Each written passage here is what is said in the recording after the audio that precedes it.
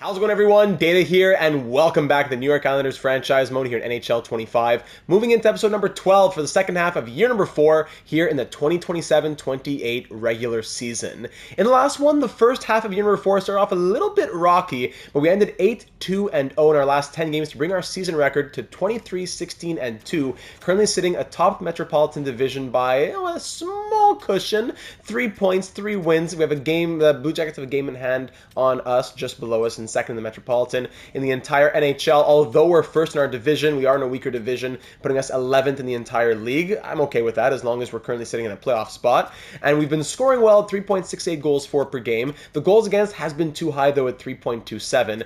Power play has been respectable at 17.9, and opponent kill has been atrocious at a 77.5 nightmarish percentage. Now looking at our scoring though, as we just saw in the goals for per game, that has been coming through. Evgeny Gino Malkin at the age of 41 has turned back the clock and is on pace to score 42 goals and 102 points. Oh my goodness, 21 goals and 51 points in the first half from Gino. He has been killing it. Bo top 50 Horvat's on pace for 90 points himself. Matty Barzal's on pace for 86. Cole Eiserman is on pace to go point per game. So we already have 4 point per game plus players through the first half. Brock Besser finally on pace for 70 points after the last couple of years. Have been okay, 58, then finally 65. That was very hopeful, and now on pace for 70. That'll be even better, and what will be better than that is hitting 30 goals. We've been waiting to see that with 29 and 24 his last couple seasons. Porter Martone also had a slow start to his sophomore season, now 31 points in 41 games, on pace to score 62 in his sophomore year. And when we look at the split stats, his last 10 games, 9 points and a +8. He has been very good as of late once we promoted him up to the second line. Speaking of who got a lot better this year, Vince Dunn, now without Noah Dobson on his defensive pair anymore, we have freed ourselves from the curse that was Noah Dobson, and Vince Dunn, who scored 35 points last year and in sim never scored more than 35, is now on pace to score 62. 31 points and a +18 from Vince Dunn, who is taking the #1 defenseman responsibilities now, and he's doing very well with that. Patrick Laine, we had to sadly kind of reduce him to a third-line role plus power play because we wanted to promote Porter Martone, and you know what? It's been working out okay. He's still on pace for over 30 goals. He's still on pace for 60 points. It wouldn't be the end of the world, although his ice time come down to 17.5 minutes per night. I'd like to see more ice time going to Patrick Laine, but we found a lineup that works, and we don't want to really mess with it just yet, as he's shooting at 16.3%.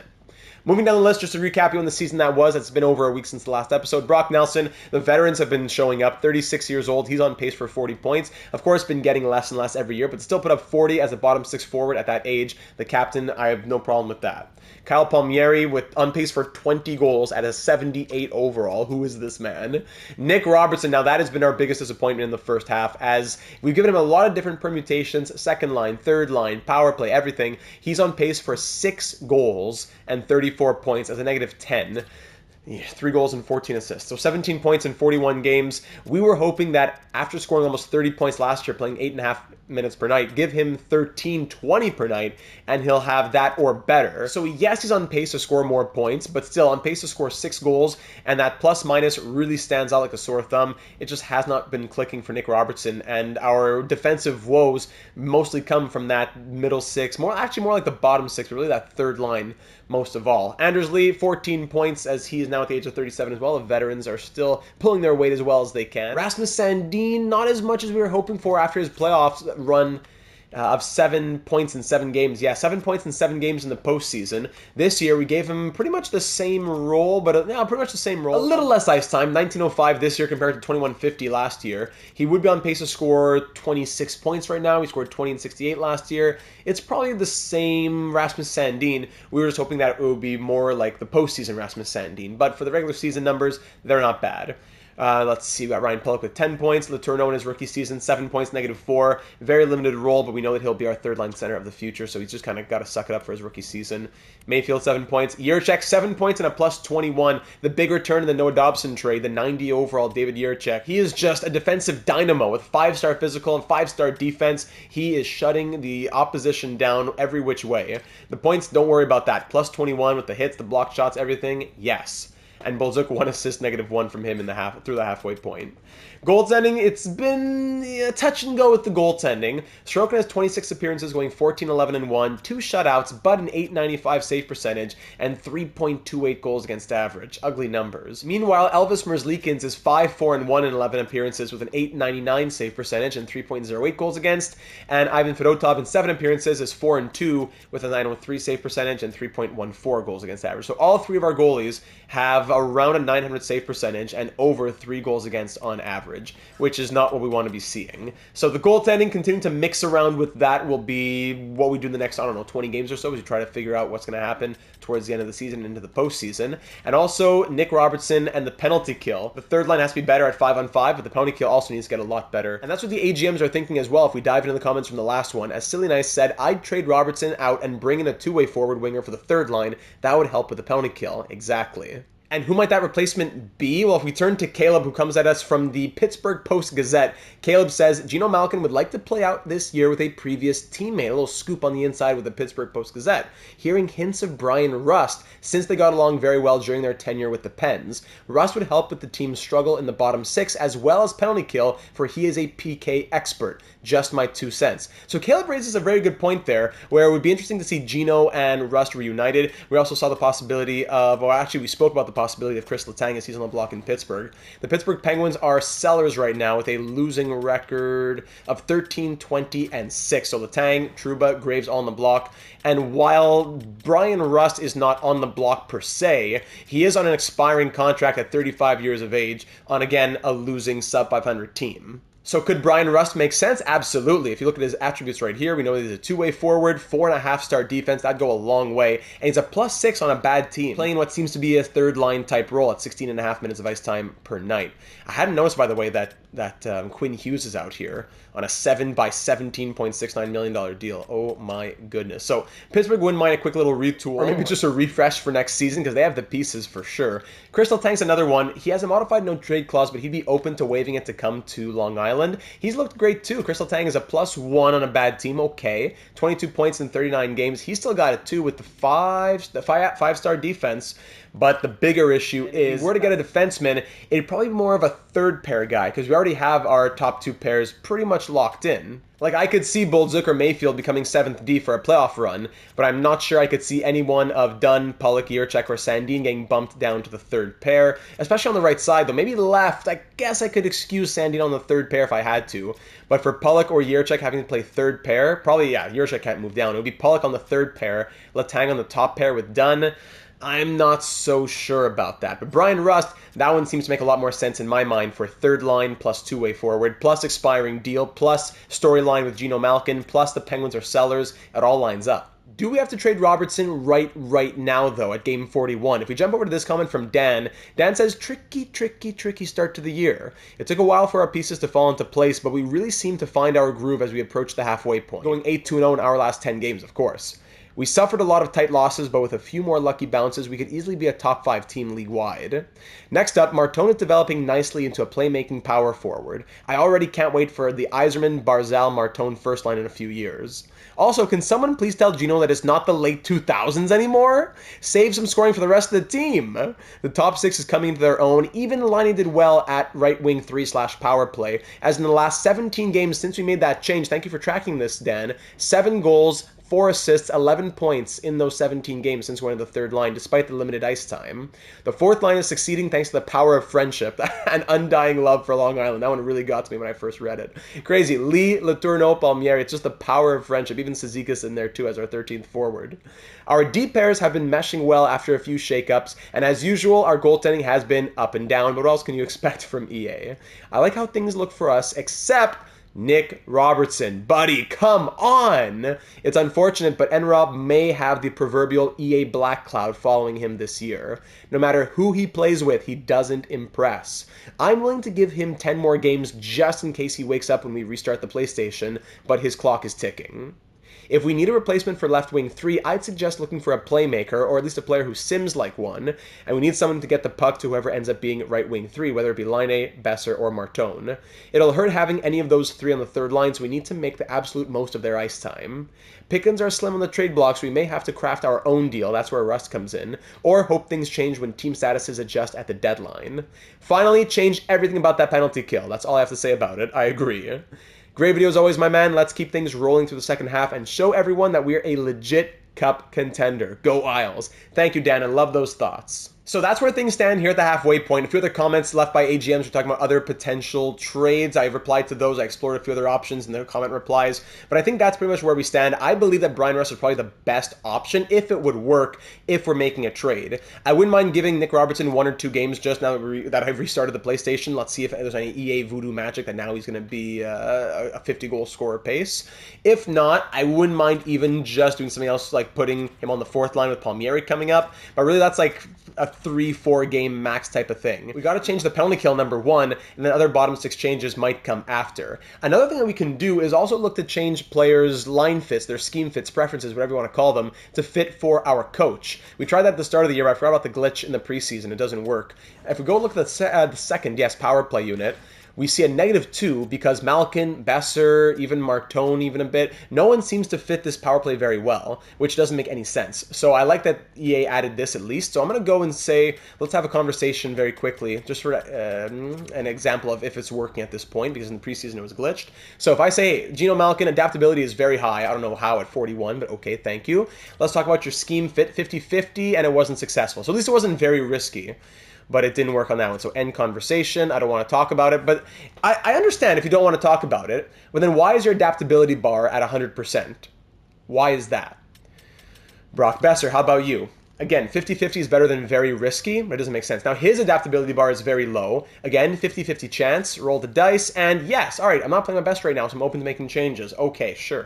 No matter how they're playing, they always say that. Can you please fit the power play better? Can you get a little check mark for that? You can count on me. Thank you. So at least that's something to be excited about. The power play unit 2 shouldn't be a -2 anymore. Let's see, at least a 0 maybe? Still -2! He went from -X to checkmark X. So really didn't do that much for us. Oh, man. Okay, so I'm not even going to bother anybody else because maybe we're going to make some sort of trade there. Nick Robertson with 3 goals and 14 points playing power play time. Already I'm going to take him off the power play. But again, let's just restart the PlayStation. Maybe there's some magic. I'm 99% sure that we're trading him, but I just want to make sure there's no last little ounce of EA voodoo in there. So for the penalty kill, who is really not fitting, which is hurting things? So Barzal and Martone could both be better on the penalty kill. And Letourneau as well. Let me try those 3. Barzal says yes. Fantastic. All right, penalty kill for Barzal. Thank you. Martone would be convincing. Okay, good. At least it's convincing for him. Thank you. I need you to also wake up on the penalty kill a little bit. And Letourneau, 50-50 for him. Of course, he's a big shot. Okay, thank you. He's also aware of his performance, whatever you want to call it. Penalty kill, I will do my best. Thank you. So unit 2 now is still a 0. Now a +1. Great. And the third unit is still a 0, but at least it's a check mark. So it's not all about the chemistry. It's more about the fit that I care about. I think the fit matters more than the chemistry that is there.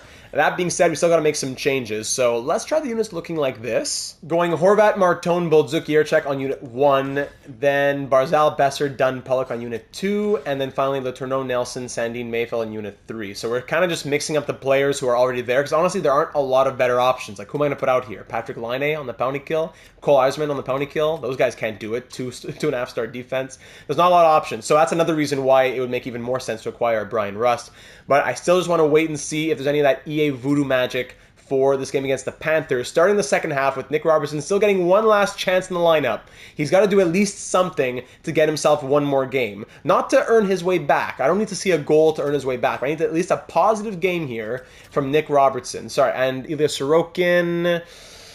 you know what? No, Sorokin has not been impressing. So I'd like to see another start from Fedotov. Let's go Fedotov for this one. Sorokin backing up against the Panthers. And you know what? Another name I forgot to mention was JT Compher that the AGMs had mentioned in potential like third line type guys if we go and look at what Detroit has. But I think he might have term. I forget. We can take a peek at him though. First, let's decide on Nick Robertson. So first period here against the Panthers to start the second half. There There he is! There he is! Who else? No, this is obvious, right? Obvious EA Voodoo's going to do this for us. Thank you. We can't win when we have stacked teams against bottom feeders, but Nick Robertson can score the goal against Spencer Knight. There you go. Yzerman and Robertson scoring the goals. His 4th goal of the season in game 42. Shots 13 times after 20. Of course. Second period, 3-0. Bo Horvat, and surprised it wasn't Robertson again. Shots down 24-22 for Florida, as Fedotov is looking good. Power play Panthers, though, and there it is. Another jinx. So whoa! Reinhardt, and then McAllister, and then Kachuk! What am I doing? Well, I have crazy control over the universe. Brock Nelson, power play goal coming up. Okay, that one's killed off. I have what's this power that I have within me? Power play New York again. Killed off again. Back-to-back power plays killed off. From up 3-0 to now tied 3-3 with 31 seconds to go. We're off to overtime. Shots end 39-33 for the Panthers. 3-on-3 action. Game winner Barzal coming in.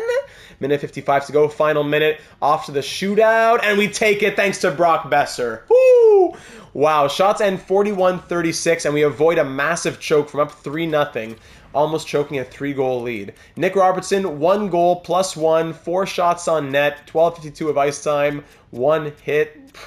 All right, Robertson lives to fight another day. But the penalty kill, yeah, I think that was just, we allowed 1 power play goal against. Could that be it? Yeah. Fedotov looked good, though, despite allowing those 3 goals quickly. 3-on-39, not bad. So we'll keep on going this game against the Capitals. Who does the game put in for goalie here? Fedotov again? All right, so Fedotov can start one more here. Let's do another slow sim hosting the Capitals. Division rival. Here we go. First period, 1-0, Brock Besser. Second period, 5-0, Horvat, Besser, Yzerman, and of course, who else but the power of friendship, Kyle Palmieri.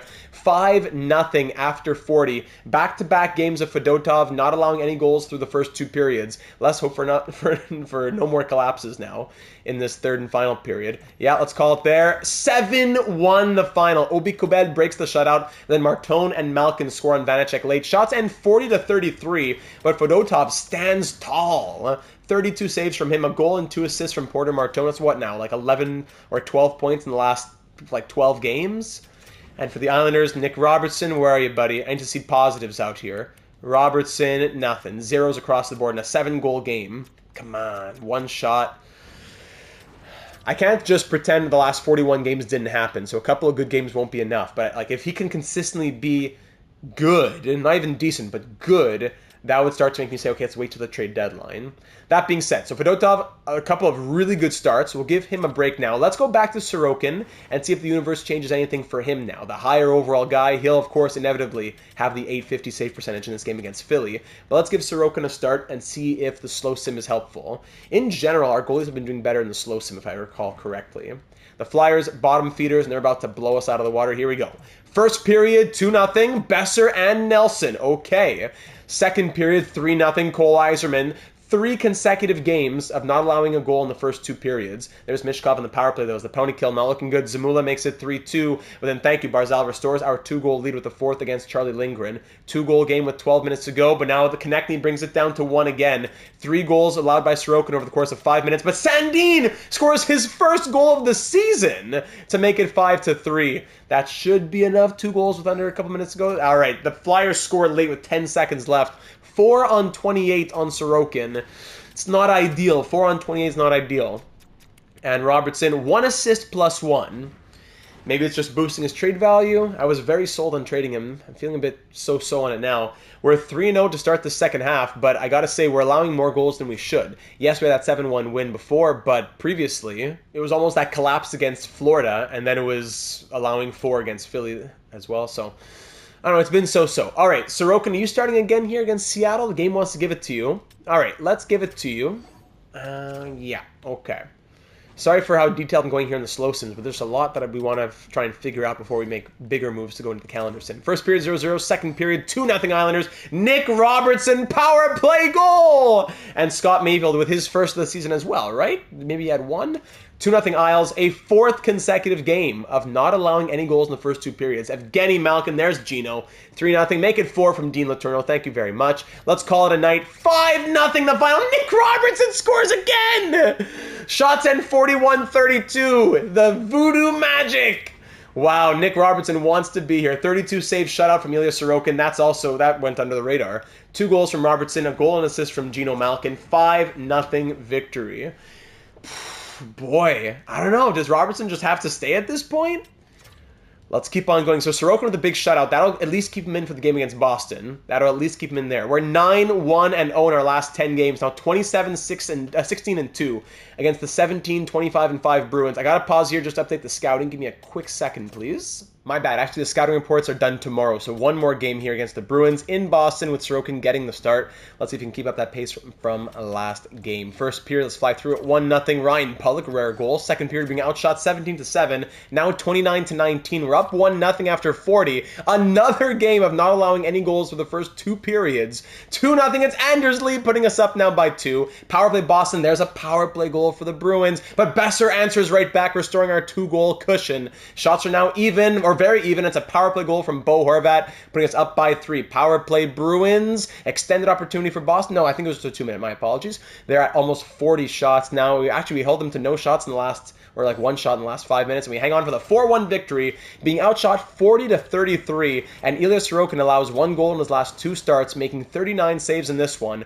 Game-winning goal, was it, from Anders Lee, and Brad Marchand had 1 for the Bruins. 4-1 victory. And you know what? I forgot to check Nick Robertson, but no problem. I can go into game logs for that. Game logs, here we go. Nick Robertson, where are you? Robertson, +1, 6 shots. Nothing really going for him too much. 12 minutes of ice time. Now, is that enough for us if he's just decent? That's, I just said previously that I want him to be more than decent. I want him to be good if he's going to stay for all that he did previously. I don't know. That's 5 games since the halfway point. Let's see. Nick Robertson over those last 5 games. Sorry, I got to look at game logs. So 1, 2, 3, 4, 5. In the last 5 games, 3 goals and 1 assist for 4 points in 5 games is a +4. 4 points and a +4 in his last 5 games. You can't trade that yet. You got to at least see if it means something. Now, the big test is going to be, how does it all look when we go into the calendar simulation? So I'm going to keep Sorokin as the starter. I'm going to keep Fedotov as the backup. Now let's see how both the goaltending and Nick Robertson do once we get out of the slow sim and into calendar simulation. So I'll fix the scouting and then we'll get into that. All right, let's calendar sim through the next couple of games. The Flyers are 1-8-1 in their last 10 games, so I wonder what the calendar sim will give us. Let's go through the All-Star break, and so we did 5, so let's do 5 more. Make it a total of a 10-game post PlayStation reopening experiment. So that would be 6, 7, 8, 9, and 10. All right, let's do that and see where it takes us after 10 games into the second half. Flyers shut us out 3-0, of course.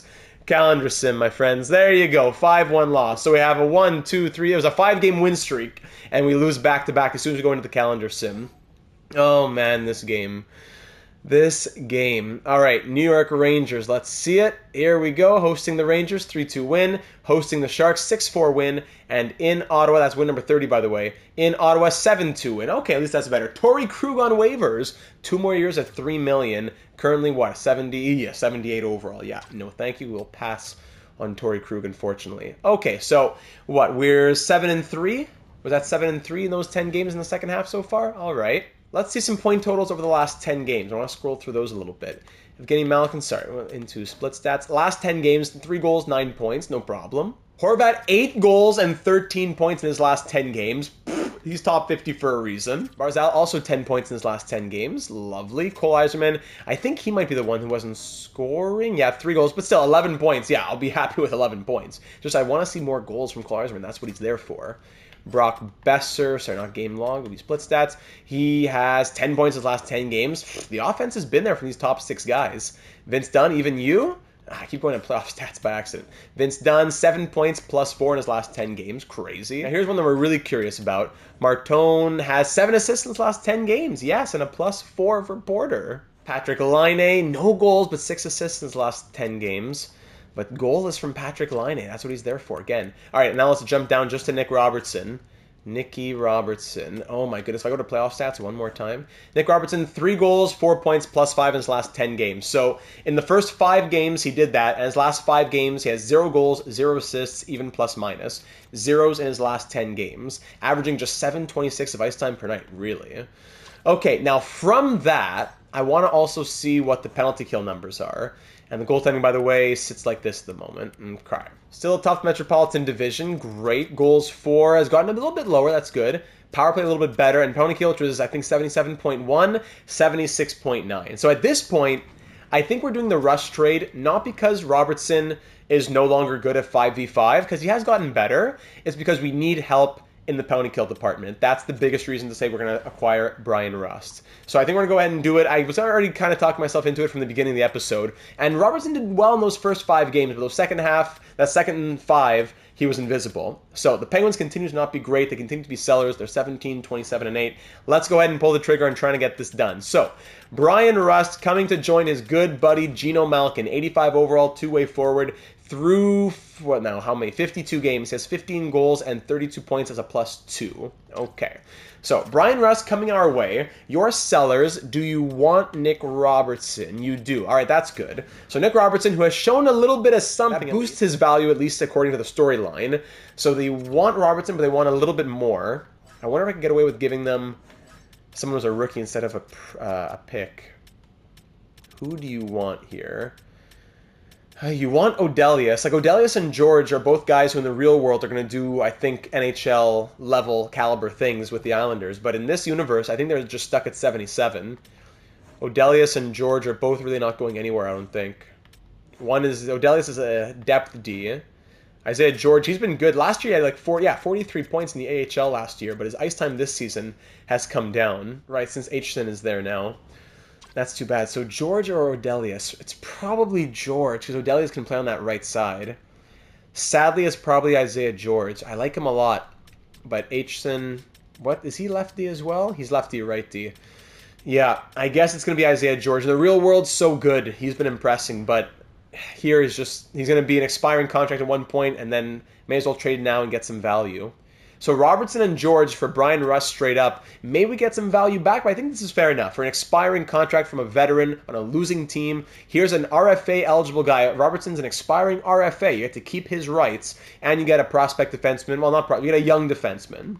All right, Pittsburgh, what do you say to this? Robertson and George for Bryan Rust, a bit low for us. Okay, a bit low for us. Can we dig into a 7th? Not even this year. Next year, 7th? Yeah, 2029 7th. All right, Pittsburgh, this should go through. Yes, trade accepted on behalf of the Pittsburgh Penguins organization. I accept your trade offer. We'll see you out on the ice. Nick Robertson, thank you for your service here on Long Island. I tried to make it work, maybe not with the most dedicated heart to it, but those first 5 games you looked good. Now go and take that and do it in Pittsburgh. Bryan Rust, welcome to the island. Get to be reunited with Geno Evgeny Malkin. And let's see if that could spark a little bit of magic in the penalty kill especially. So I'll fix up the lineup, and we'll see how we look moving into the last 30-ish games of the season. All right, and here we go. Bryan Rust slotting in on that third line with Nelson and Laine. Hopefully that gets Laine scoring again, because Rust does have 17 assists, the 88 passing. Hopefully that does something, and even more so, when talking about Bryan Rust's passing, he'll be playing second unit power play where Nick Robertson previously was, and Brock Besser is the finisher here on that unit, so hopefully he can do something in that regard as well. On the kill units, we'll have the first unit going +5. Let's go crazy. Horvat and Rust. Rust has the check mark, and then let's go Pulock and Yurchek, just overpowering the deep pairs. +5 for the first unit. Second unit, +1, Barzal, Besser, Dunn, and Bolduc. And third unit is going to be Nelson, Martone, Sandin, and Mayfield. Letourneau will come off. I know we wanted to give him ice time, but with 2-star defense, we just can't excuse it any longer. This team needs something. All right, so we're really right up against the cap. We're technically over it, I guess. I don't know what that means. Okay, now I just changed teams and we're not anymore. And remember, we were talking about JT Compher. I had looked into him off screen. He could have been a really good option for us, actually. 86 overall, expiring contract, and the Sabres are sellers, a fringe team. But with his modified no-trade clause, he does not want to come to Long Island. So JT Compher could have been that guy, but I think that Bryan Rust is a very good constellation. And you know what? For that price as well, I am not opposed to paying up, all right? So Bryan Rust, welcome to Long Island, reunited with Evgeny Malkin. Now let's get into this game. Fedotov will get to start on the road in New Jersey as we're 31-18-2 on the season, trying to hold on to top spot in the Metropolitan. First period for Rust's debut, and it's 3-1 Devils. Actually, Bryan Rust opens up the scoring, though. at least there's that. At least there's that. Brian Rust scores his first as an Islander, just 10 minutes and 7 seconds into his Islanders career. But then Zacha, Siegenthaler, and Zacha again score 3 goals in like 2 minutes. All right. Second period, it's 4-2, goal apiece. Brock Besser, then Jack Hughes. Shots are 26-25 in our favor, but we're down by 2 here in the third period. Fedotov not looking great, and there's Luke Hughes getting a 5th past him. Evgeny Malkin makes it 5-3, though. We're still in it. Power play opportunity. All right, there's Brock Besser as the power play expires. It's a 5-4 game, now down by 1 as Markstrom allows a 4th, but Fedotov allowing 6 on 32 is killing us as Toropchenko makes it 6-4 Devils. Oh my goodness, we score 4, but we allow 7. Brat, there you go. All right, so Fedotov's going to take a long break as Sorokin will go back to starter, and now Merzlikins will come in as backup. And you know what? I'll give Merzlikins the start for the game against as we host his old team, the Columbus Blue Jackets. Okay, so Merzlikin's getting the start and Sorokin backing him up as Fedotov will sit on the bench for a little bit. That 7-4 loss really turned me off. So here we go, hosting the 24-22-7 Columbus Blue Jackets here on Long Island for Rust's third game as an Islander now, before we get to more calendar simming. First period, 3-0. Jackets. Oh, Elvis! Second period, 4-2, okay. Besser, and there you go, Patrick Laine getting in on the goal-scoring action. Been too long.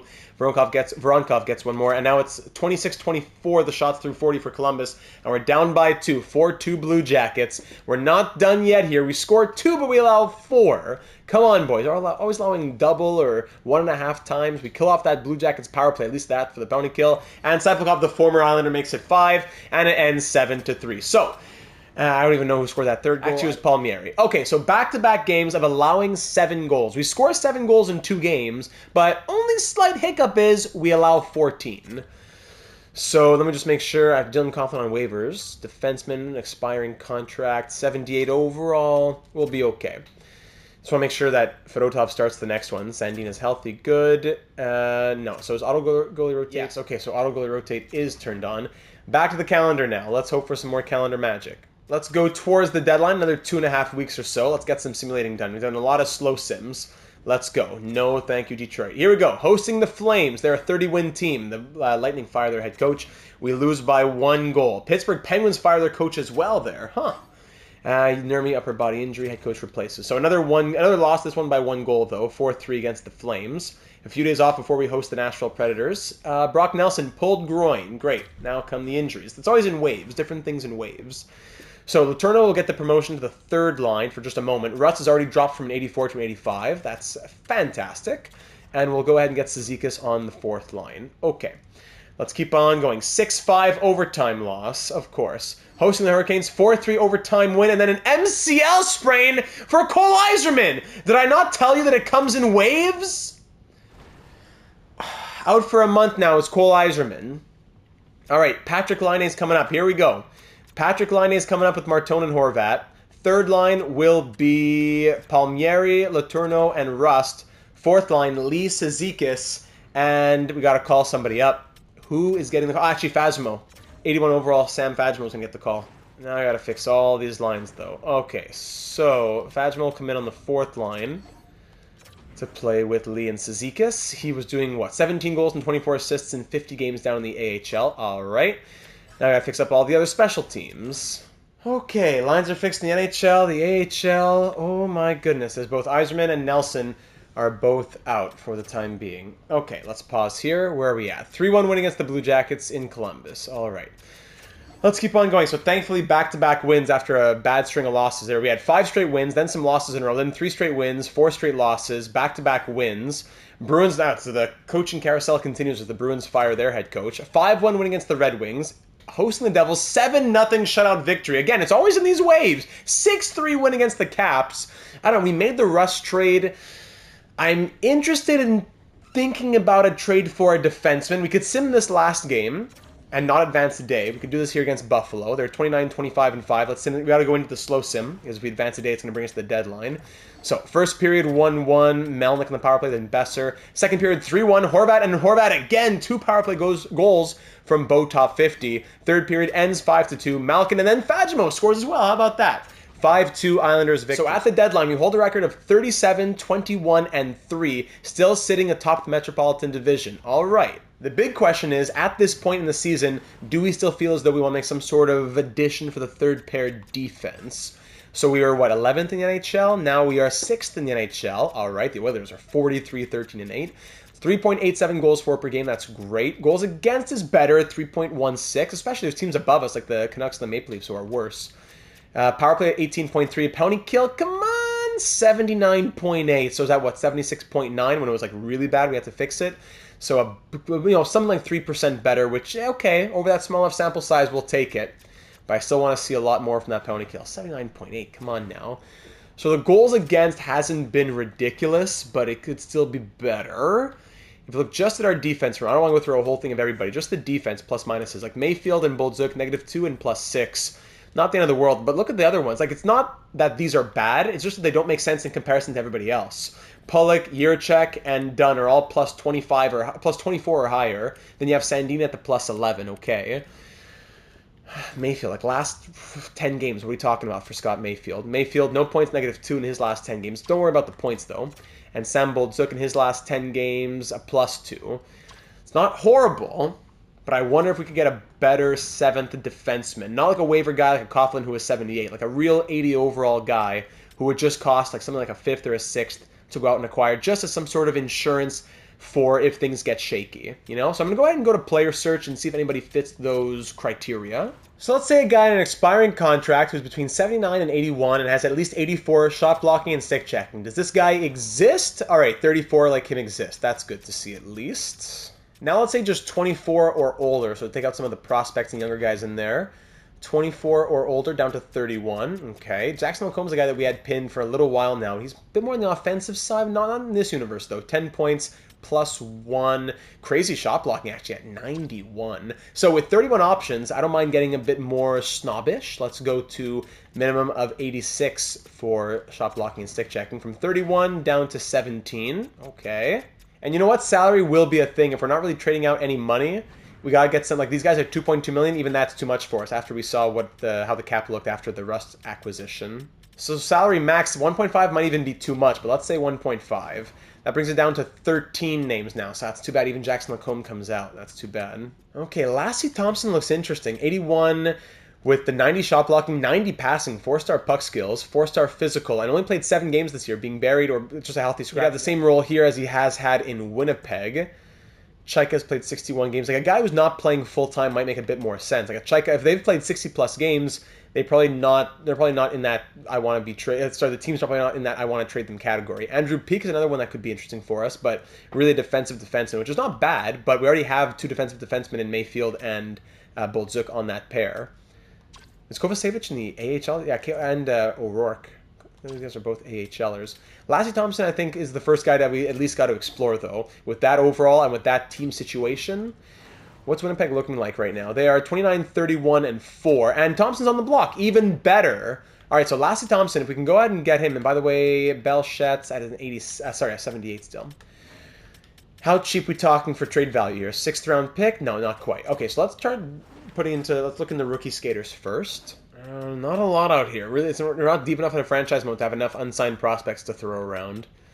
Sadly not. So I think we're going to have to go to the picks here. So what kind of pick would be required to get this done? 5th wouldn't happen. Let me just see the trade value because we didn't go ahead and pick them. I just want to see how it looks like in this screen so I can just gauge it a little bit. Yeah, so 5th would not happen. Let's go into the 4th category. If we go into the 4th conversation, let's see. We have an Edmonton 4th and our 4th. So actually, Edmonton's 4th would probably be more valuable. They're at the top of the league. Sorry, less valuable. Ours would probably be more valuable. So a 4th for Lassie Thompson, that's rejected. We'd probably have to do a 3rd if we just want to do a pick straight up. 4th would not happen either. Unless it's some sort of deal where Odelius is also included. We had said that we're open to moving him. A 5th in Odelius, I wonder. A 5th, that might even be too much. A 6th in Odelius? Let's see. A 6th and Odelius for Lassie Thompson. What do you say here, Winnipeg? Trade rejected? Okay, let's go back to the 5th. I think the 5th would do it. Here. Winnipeg, close to fair value. You're killing me, Winnipeg. All right, we'll do the 4th. Can I take back a 7th just for funsies? Can I take back a 7th? to make me feel a little bit better about it. What do you say here? Still rejected. All right, we'll do the fourth. Thank you very much. Trade accepted. All right, Winnipeg, let's do it. Thank you, Calio Delius. Former second-round pick of the Real World Islanders. Just a guy who's not going to grow here in this franchise mode, sadly. So we'll do best lines in the AHL at this point. I'm tired of fixing AHL lines. And nothing to change in the NHL, as Thompson will come in as 7th D. He'll just sit here. Yeah, no problem. And he'll be ready to go if and when called upon. Boldzuk, Mayfield, neither have been bad, but I'm just curious. Let's give him a chance. You know what? I'm calling on him now, actually. Let's give him a chance. Lassie Thompson playing with Boldzuk on the 3rd pair, just for a couple games for fun, all right? As a team that's in the top 10 of the league and wants to make a run at the Cup this season, I think giving up that value is fine. So we'll advance a day, we'll go through the deadline, and we'll see what happens around the league. And advance another day. Anyone on waivers? Always. Vakanen on waivers. That could have been someone for us, but I didn't want to wait for that being what we had to put all of our eggs in the basket of. Vakanen would have been okay. 3-star defense is not bad, but 2.5-star puck skills. I'm not looking at the puck skills. I'm just saying Thompson is a better, well-rounded player, an overall player. Vakanen wouldn't have been bad if he was our only option, don't get me wrong. But I don't mind giving up the value that we gave up to get someone who's a little bit better in Thompson. All right, any trades around the league that we want to be aware of? Looks like a lot of trades, yeah. All right, so there's our trade with Brian Rust. We're the first ones to make trades this season. John Marino to the Kings, Artem Zub to the Canucks, Michael Rasmussen to the Senators, Dylan Strome to the Rangers, Zamula to the Wild. A lot of picks and prospects flying around. Ryan Strome to the Canucks, Easton Cowan to the Capitals, Connor McMichael to the Blackhawks, Martin Fervery to the Hurricanes, Jacob Trouba and a 3rd to Washington for a 2nd. Really? I guess negative value. All right, there you go. Trades around the league. Now let's get this game done against the St. Louis Blues, who are 25, 31, and 5. Let's do it for Lassie Thompson's Islanders debut. First period, 2-0 Blues, Bushnevich and Boqvist. Second period, 2-0 it remains, being outshot 28-18. Let's not waste our time. And we get shut out 2-0. Awesome. We only allow 2 on 37, but then we can't score anything on Jordan Binnington with his .894 save percentage and 3.49 goals against average. We get shut out. Of course we do. Of course we do. Let's host the Penguins. Let's host Robertson and the Penguins as Brian Rust welcomes them to the island. On the road against Chicago, squeaking out a 5-4 win on the road. Facing the Devils on the road, 6-3 win. There we go. That's the team that I want to see. 4-3 win. Brock Nelson has returned. Welcome back. So we got to send somebody down, huh? Because we have 3 goals. I wonder if anyone would claim Merzlikins. Merzlikins has been the worst, right? 15 appearances, .890 save percentage. Yeesh. Not by much, but yeah, he's been the worst. I wonder if we send down Merzlikins, what would happen? Worst case, he's an expiring deal. We don't even want to keep him next season. I'm going to send him down. And nobody claims him. I didn't think so. Great. All right, so Merzlikins will be called upon later if we need him. Just with all the injuries, I don't want to be forced to play Nelson as a playable injury. I'd rather risk Merzlikins on waivers than have to play Nelson with a playable injury. So a 4-3 win against the Sabres. There we go. 5-3 win against the Maple Leafs. Thank you. Nelson is now fully healed, and now is when we will bring him back. Letourneau, how have you done in this role as 3rd-line center? Let's see. And you don't got to play games. You can look at his ice time the last few games. Again, playoff stats. When did his ice time increase? Was it around here-ish? 2 assists with 15 minutes of ice time. There. 2 assists, 1 assist, 1 assist. 2 goals and an assist is a +3. All right, looks like he did okay enough with the increased role. And actually, Casey Cizikas as well. What has he done? 1 goal, 2 assists on the season. If I go to playoff stats one more time, I want to see game logs. Game logs. So he came back, let's see, it was February 23rd. Since then, so 1 goal and 1 assist actually 1 goal and 2 assists for Casey Cizikas. Great. All right, so I'll fix the lineup back up, and Fajimo will stay in replacing Cole Yzerman. Unless Cizikas should stay and Fajimo should go back down, that's probably what should happen. Cizikas will stay, Fajimo back down, and Nelson back at 3rd-line center. Presto changeo. Okay, welcome back, Brock Nelson. And by the way, Kyle Palmieri has continued to be a man possessed. If I go to, game logs. Look at that, goal and 2 assists a couple games ago, a goal and assist the game before that. On and off for sure, but the guy's 37, 78 overall. Anything we get from him is just gravy. So let's pause the simulation for a moment so I can go back to seeing the calendar. Classic glitch. Okay, so it was a 4-3 win, 5-3 win, 5-2 loss against Utah. We faced the Canadiens twice now before the game against the Penguins. In Montreal, then back home. So, contre les Canadiens, Bolduc injured groin. Okay, so that's where, now Thompson will get to stay in the lineup, but now here's Mayfield's chance to come back in. And Thompson, by the way, in 14 games, so actually 7 as an Islander, -4 in 7 games. Amazing. Who cares about 90 shot blocking and 89 stick checking? Who cares about any of that? Okay, again, I need to back out and stop the sim so I can see what's happening. 5-3 loss against the Canadiens, so back-to-back losses after we had a 4-game win streak going. 4-2 win, get back on the horse. Thank you. We're at 42 wins now. Love that. As we are tied with the Hurricanes for top spot. We have 2 games in hand over them, though. Facing the 25, 37, and 8 Pittsburgh Penguins. Welcome back, Nick Robertson night. Get your bobbleheads and your jerseys out as Brian Rust faces his old team for the first time. First period, 1-0 Penguins. Jonathan Lecaramaki, Data 782 Hall of Fame nominee. Second period, and it's 3-0 Pens as McGroarty and Hughes get a couple on Fedotov. Of course they do. We're outshooting them 23-20, and we're down 3-0 against the bottom team in the division. Of course we are. Vince Dunn gets one past Mr. Waivers. Tristan Jarry just went on waivers today. I called that the moment that contract was signed. 10 minutes to go in the period. Power play Islanders. Killed off by the Penguins. That'll likely be all she wrote. As Tristan Jarry in this multiverse is somehow going to make 36 saves. No problem. We got one more from Bo Horvat. But 37 saves from Tristan Jarry, and we lose 3-2, despite getting 12 more shots. 39-27. We lose 3-2 against the bottom-dwelling Penguins, of course. Okay, let's move into the last month here. Let's try and start wrapping this one up. Let's get ready for the playoffs, fingers crossed. Bolduc back to the lineup now, and of course, blah, blah, blah. That's because Yzerman's also back, that's why. So, it wants... Okay, because we acquired Thompson, that's why. So, you know what? I forgot to mention, I sent down Fajmo and called up Merzlikins. Well, I'll send down Merzlikins again now, and that'll make things back to normal, and we're almost at Yzerman's return date. And it's been nice having Cizikas. I'm sure Liney's been doing well in the top 6, but getting Yzerman back will be a very nice boost. That's just a couple... Hey, right now, wonderful timing. Liney, how you doing here? 57 points on the season. Game logs last a little bit. Still not scoring a lot of goals. The points are decent, but still not a lot of goals here from Patrick Liney. All right, so either way, we'll fix up the lineup to go back to how it was when Yzerman was healthy. All right, the lineup is back, but I gotta say, Lassie Thompson has not been impressing me. The plus-minus was not great, and it's even worse now from -4 to -5 in his very short 9 games as an Islander. Come on, man. Come on, 16 games, -7 on the year. So what I totally forgot, I don't know how I forgot this, we have Arbor Jack as our 7th D. So I still don't mind the trade that we did. I still would have done it to say we have a little bit more insurance, because if one guy gets injured, Jack comes in and then another guy gets injured, then who are we going to down in the AHL? We got to dip into the 79s, which wouldn't have been the end of the world, but I don't mind giving a 5th or whatever to get a little bit more insurance, which Thompson sadly hasn't really been. So that being said, let's go to Arbor Jack for a little bit while Bolduc still has a playable injury. And let's go Jack Mayfield as the 3rd pair. I totally forgot that Arbor Jack even existed. So he's got his first little taste of NHL action on the year with 12 games left in the season. Bolduc is fully healed, but let's give Jack a little bit of a run.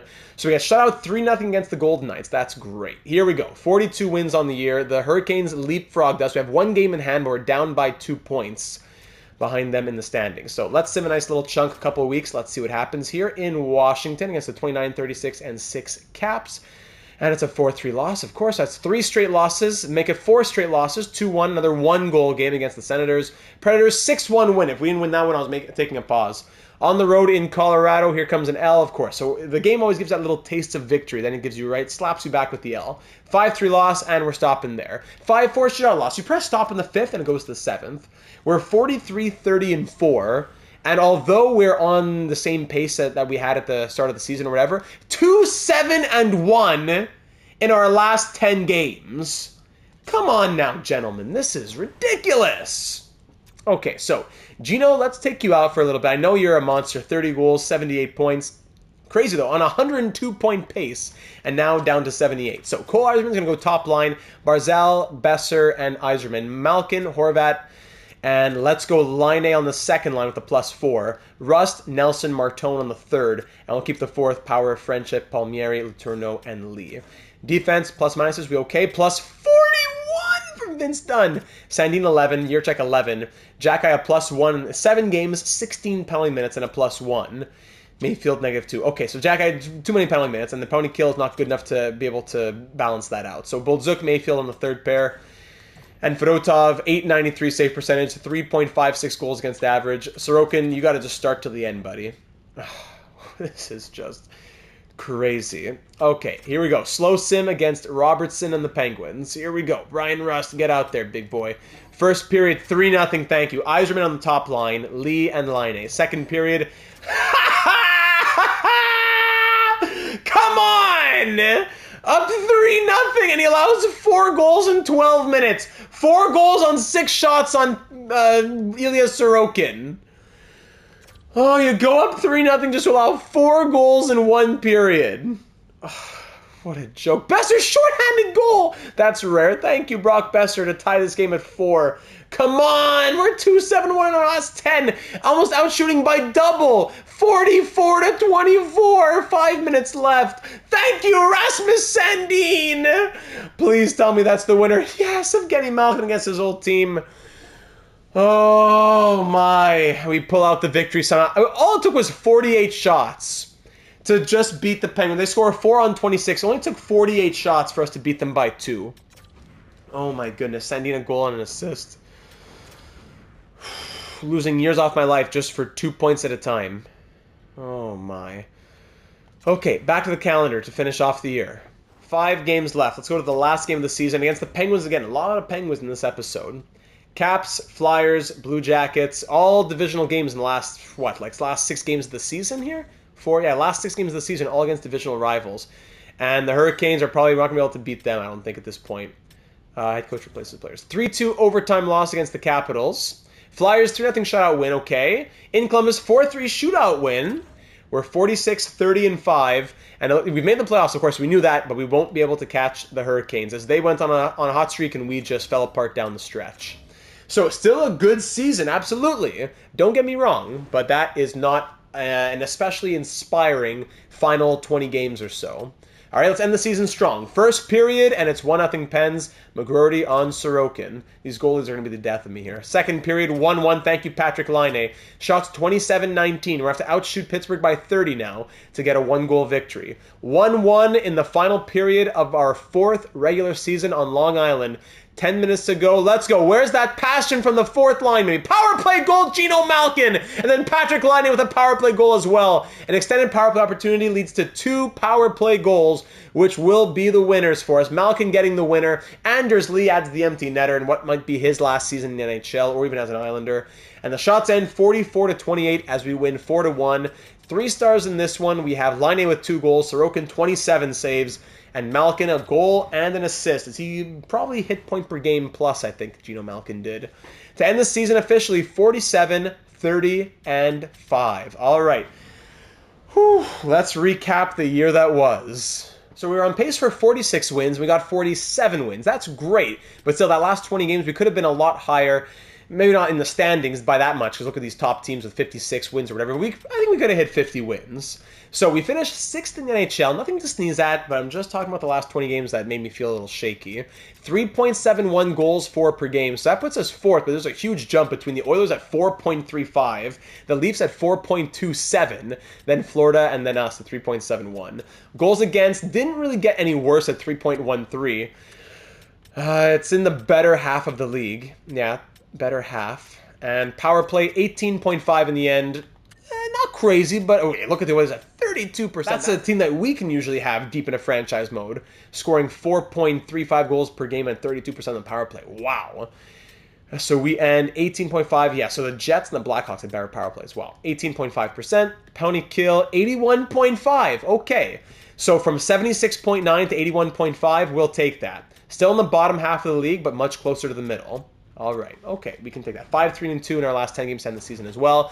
Bo, top 50 Horvat on a 90-point pace, ends with 91 points. Thank you, Bo, we love you. Wow, a career high in goals with 44, a career high in points with 91. What a season from Bo Horvat, improving on last year's best of 42, now getting 44. A plus 37, 18 power play points, doing it with 19 minutes of ice time per night. This was a legacy season from Bo Horvat. Wow, at 33 years of age, well done to Bo, leading the team by example. Evgeny Malkin didn't end up hitting 102 points, but I will still absolutely take 83. 33 goals, 50 assists, 83 points, his highest season since 2022-23. And his most assists, since the same as well. So his best year in a handful of seasons. Very good from Evgeny Malkin, who slowed down in the second half, but was still great for us overall. Matty Barzal, 76, he also slowed down, as I believe he was on pace to go above point per game, right? Vince Dunn with 70! 70 points from Vince Dunn. Noah Dobson could never. Career high year from Vince Dunn. I am shocked. 62 assists, 70 points, and only 5 power play assists. The distributor of a +5 first unit power play, the 6th best team in the league, and he had only 5 assists. So he had 65 points at even strength. That is bonkers. 3 shorthanded as well, so 62 points at even strength. Playing 25.5 minutes per night. I can't wait to see Dobson's numbers. But Vince Dunn at least getting some Norris votes, if nothing else. Patrick Laine impressed. Wow, ends with 28 goals and 68 points to tie what he did last year. Less goals, more assists. All right, Patrick Laine, I see you. In his second year as an Islander, back-to-back years of 68 points. Well done. Brock Besser slowed down a little bit because he was on pace to go 70, right? But still, come on, slow down a little bit. 3 less points than what he was on pace for. No one's going to call the police. 34 goals as well, finally passing 30 goals. That's what we brought him in to do. His first season above 30 since he hit 40 back in 23-24. Very well done to Brock Besser in his 3rd season here on Long Island. Thank you. Cole Yzerman, 25 goals and 65 points in 69 games. Shortened due to injury, but Cole Yzerman's 3rd season here in the NHL was very impressive. He would have been around what he did last year, probably in the end, goal-scoring-wise and everything, but he would have had some more assists. It would have been a career year, but through 3 seasons, he's had 65 points or more in each one of those years. Yeah. Fine by me, but I'm waiting for him to take that next step. I want to see that 40-goal year from Cole Yzerman, you know? Porter Martone, whoa, 61 points for the sophomore. Well done to him. Plus 42 as well. Porter Martone playing 17.5 minutes of ice time per night. That plus 5 minutes on per night on average really went a long way. 61 points for the now 86 overall. Power forward, playmaker. Well done. Brian Rust now, what did he do as an Islander? 6 goals, 18 points, and a plus 4 in 31 games. That would be a 48-point pace. So at his age and overall, I don't mind that. And in his role as well, that is fine. That's averaging 14.5 minutes of ice time per night. Well done to Brian Rust. Thank you for the stability you brought in a little bit. Kyle Palmieri hits 20 goals. Of course he does. Of course he does. Playing .816 per night. His first 20-goal season in the last couple of years. 37 points. Better than last season as well. And plus 9, turning back the clock. Brock Nelson, 15 goals and 33 points in 70 games from the captain. Rasmus Sandin, this is what we brought him in for. That's what he was doing in Washington, those 30-point type seasons. 20 and 68 last year, 30 and a full 82 this year. A plus 13, getting 1940 of ice time. Thank you very much to Rasmus Sandin. 3 of his 6 goals were game winners as well, and 2 on the power play. Anders Lee, 28 points while averaging 7.5 minutes of ice time per night. The former captain, now alternate captain, getting it done. David Jiricek in his first year as an Islander, 23 points, a plus 31. That's what we thought he would do. But now look at these numbers over here. 151 hits, 85 blocks. Wow, 90 overall for a reason. He was the defensive rock that we needed on the blue line. Letourneau in his rookie season scored 20 points as a 4th liner, sometimes 3rd liner. That's fine. We know he's the 3rd liner of the future. Ryan Pulock, 18 points and a plus 28. Lovely. Mayfield, 12 points and an even plus minus in 75 games. Boldzuk, 6 points plus 2 in 73 games. Cizikas, 3 points in 15. Jackeye, no points, plus 1, 16 penalty minutes in 7 games. And Thompson, in his games just with us, -7 in 9 games with 0 points. So I think Jackeye's 7th D, Thompson 8th D. Maybe he won't play. Maybe it was a waste of a trade, but I'm okay with doing it. And it wasn't the end of the world that we gave up that value. Goaltending in the end, Sorokin goes 33, 20, and 4 with 4 shutouts, a .904 save percentage, and 2.92 goals against average. So I suppose that's decent-ish in franchise mode. While Fedotov with an .896 save percentage has a 3.44 goals against average, night and day from last season. Fedotov and Merzlikins, we don't know we can't see his numbers, but his were even worse than Fedotov's. So there's not a ton of players we want to go see, but we definitely got to go see. Let's first start with Nick Robertson. Let's see the point per game pace that he was on in Pittsburgh. Nick Robertson, what did he do as a Penguin? As a Penguin, only played 5 games, really. 1 assist and a -5, so the Penguins did not like what they saw from Nick Robertson either. Yeah, that makes sense. And now here's the big one. Over in Columbus, how did Noah Dobson do? 58 points and a plus 16. So not 70 points like Vince Dunn, but definitely more than he ever did with us previously, in the simulation at least. So 58 points. Of course, as soon as he leaves us, he'll do great. Not as great as Vince Dunn, though, but he did very well, as expected. Now, speaking of Vince Dunn, where did he place in all defensemen in the entire NHL? I hope he's top 5. I would think so. Draisaitl led the league with 136 points. Reinhart 121. Bedard and Matthews both with 114. The Rocket Richard will go to Connor Bedard with 54 goals. Most assists to Leon Draisaitl with 83. And sorting by points, looking at defense now. Let's see, where is Vince Dunn? He is tied for tied for fourth. So Bouchard with 85 points will win the Norris, most likely. Makar 79, Minchikov 72, and then Quinn Hughes tied with Vince Dunn for 70. So Vince Dunn signed on for, what's his extent? 6.25 for 3 more years after this one. Meanwhile, same amount of points as Quinn Hughes with his $17.69 million deal. And for the goalies, of course, we know that we're not up there, but Devin Levi had 48 wins with the Avalanche. Sorting by, let's say, minimum 50 games played, looking at save percentage.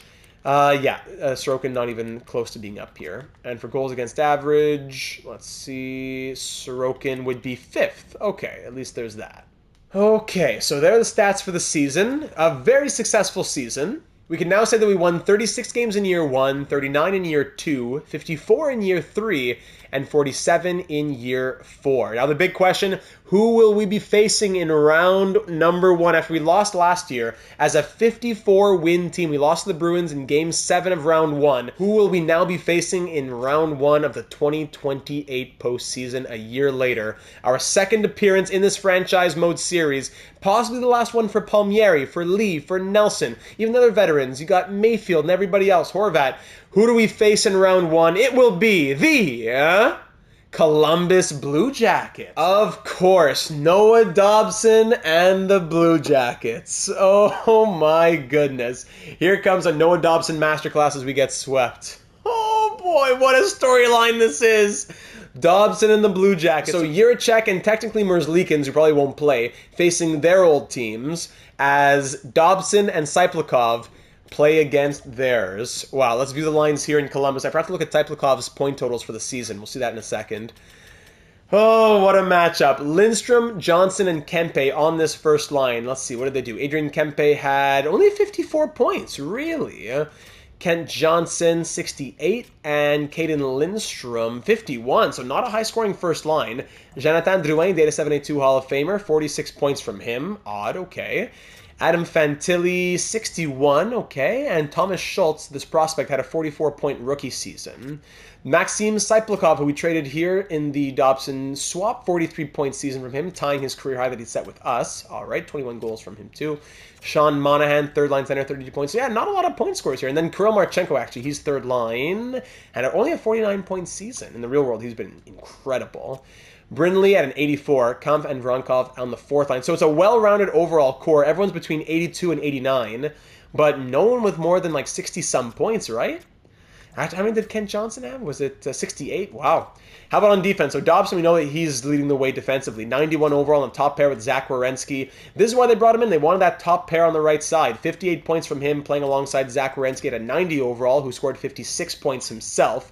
Second pair, Denton Matejchuk and Damon Severson. And the third pair, Connor Timmins and Dakota Ruom-Mullen. How about that for a name? Then for the goaltending, it is Thatcher Demko at an 88 overall. 906 save percentage and 3.02 goals against average on the season, going 30, 26, and 11, backed up by Danil Tarasov. Any scratches here? No. Sillinger, Gourde, and Harris, all healthy scratches. No injuries for the Blue Jackets. So we absolutely beat them offensively, but defensively, they have those two 90 overalls on the top pair, 90 and 91. Yes, Vince Dunn scored 70 points, but I think they do have us a little bit on the top pair. As a defensive core, I think we have it. As a forward core, I say we have it. Goaltending-wise, it's pretty even, and it could go either way in EA land. So that about does it, ladies and gentlemen. And actually, when you look on the right side here on the matchup, goals for 3.71 versus 3.15, 4th versus 19th. That's the big difference. They were better at goals against. They were 7th. We were 12th. Power play, we destroyed them there, 11th to 27th. One of the worst power plays in the league for the Blue Jackets. Pound and kill, also 18th for us, 24th for them. So if we can just get them on the power play and stay strong enough defensively, we should be able to make it through the Blue Jackets in our first round of this franchise mode. So I'll end it off there, ladies and gentlemen. Thank you so very much for watching. Leave me any and all of your suggestions down here on YouTube or over in the Discord server, linked in the description. Any thoughts on the lineup moving into round 1? Here are the forwards. Quick reminder, here is the defense. Here is the power play, which did improve. Actually, all of our special teams improved. Power play unit 1, power play unit 2, and then now penalty kill unit 1 with the +5. Penalty kill unit 2, and penalty kill unit 3. I think I can say that Ilya Sorokin is our starter. How long is his leash? Do we go to Merzlikins or do we go to Fedotov if we have to give him the yank? That'll be another question for us. So not much else to say aside from that. I'm very excited to get into that series against the Blue Jackets. It's a huge rivalry, grudge match, a ton on the line for pride as well. Dobson versus Jiricek. They gave up on Jiricek as their top guy. They wanted Dobson. We wanted to move Dobson, and even Saiplakov as well. Boy, am I excited for that one. So leave a like if you haven't already, and of course, subscribe if you haven't already. Be made aware of all our uploads here on the channel, our videos, our guides, our career sims, our franchise mode series, our live stream series. Subscribing doesn't do anything for me, but you'll be notified of when those videos go up, and it'll be easier for you to be a part of this fantastic, wholesome, wonderful community that just passed 8,500 subscribers, as well as we continue to march our way towards 10,000 in 2025. Thanks so very much for watching. I'm looking forward to seeing you once again in the next one when we move into our second postseason opportunity and possibly the last for many of these Islanders of this franchise mode series so far.